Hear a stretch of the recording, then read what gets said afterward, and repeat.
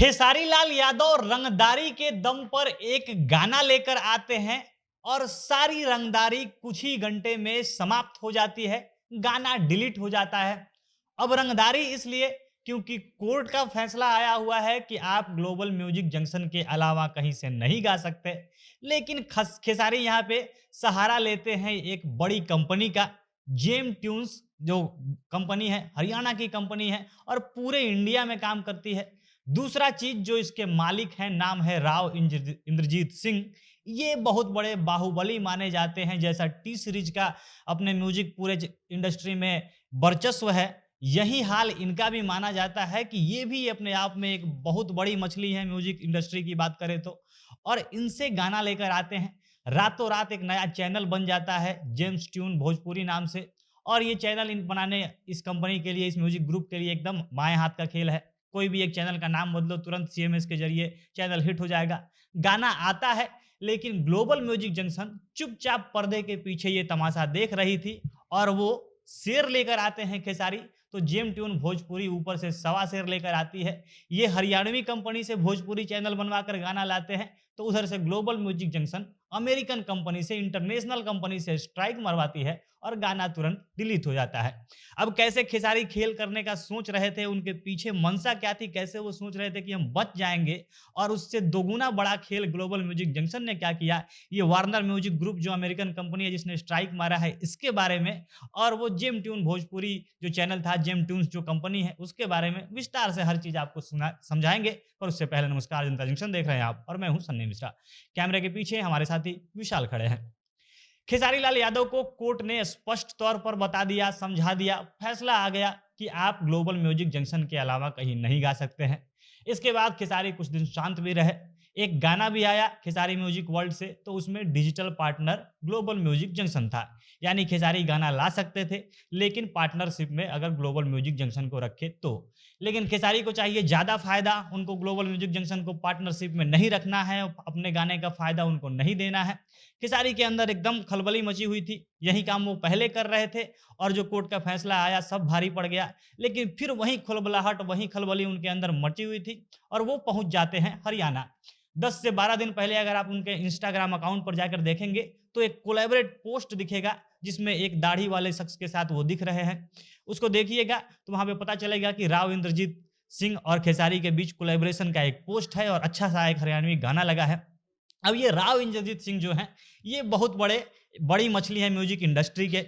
इनका एक music label है, नाम है जेम ट्यून्स। और जेम ट्यून्स अलग अलग कई सारे भाषाओं में काम करता है। जैसे जेम ट्यून हरियाणवी चैनल है, जेम ट्यून राजस्थानी चैनल है, Gem Tunes Bhakti, Gem Tune kids, Ranjha music, Gem Tune का एक जो अपना असली चैनल है वो, ऐसे तमाम अलग अलग चैनल हैं। इसके साथ सीएमएस का काम होता है। अब यहाँ पे एमसीएन और सीएमएस दो ऐसे टर्म आते हैं, इसी के तहत ये सारा खेल हो रहा था। अब खेसारी पहुंचते हैं, सबसे पहले तो आपको समझाते हैं एमसीएन, ये मल्टी चैनल नेटवर्क कहलाता है। इसके तहत कोई भी म्यूजिक ग्रुप अपने अंदर बहुत सारे चैनलों को हैंडल करती है।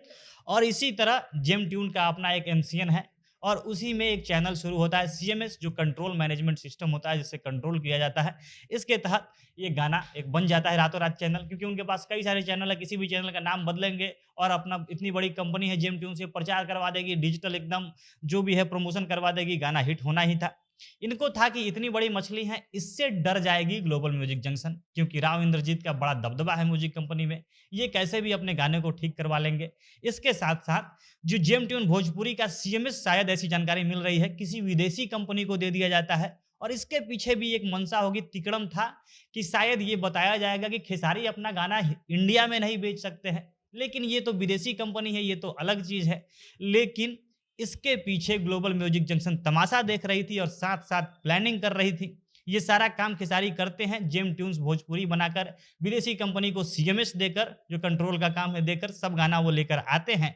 और मात्र 5 से 6 घंटा ही इंतजार करने का मौका मिला, गाना अभी ठीक से चल भी नहीं पाया था, तब तक एक स्ट्राइक आता है। और ये स्ट्राइक आता है वार्नर म्यूजिक ग्रुप। अब ये वार्नर म्यूजिक ग्रुप है, वो अमेरिकन कंपनी है, मल्टीनेशनल इंटरटेनमेंट और रिकॉर्ड लेबल, मतलब कि तमाम सिनेमा का काम भी होता है, म्यूजिक भी रिकॉर्ड होता है, और एक से बड़े सुपरस्टार, पॉप स्टार इससे जुड़े हुए न्यूयॉर्क में हेडक्वार्टर है।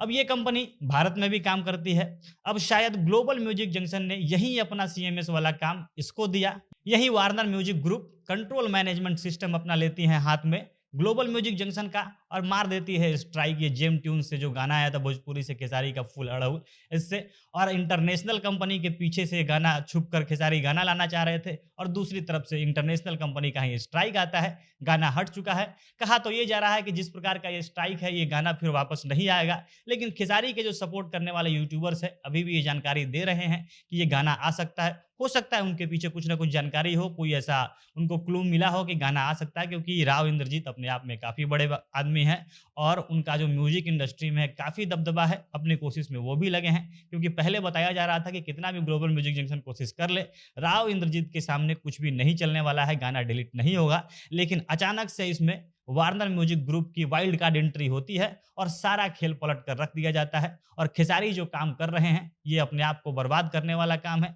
लगातार उन पर स्ट्राइक हो रहा है, चैनल साथ-साथ गायब हो गया, चैनल भी नहीं दिख रहा है गाना के साथ-साथ और अपने लिए नई-नई मुश्किलें खेसारी खड़ी करते जा रहे हैं। बाकी आप इस पर क्या कहेंगे? अपनी प्रतिक्रिया कमेंट बॉक्स में बताइएगा।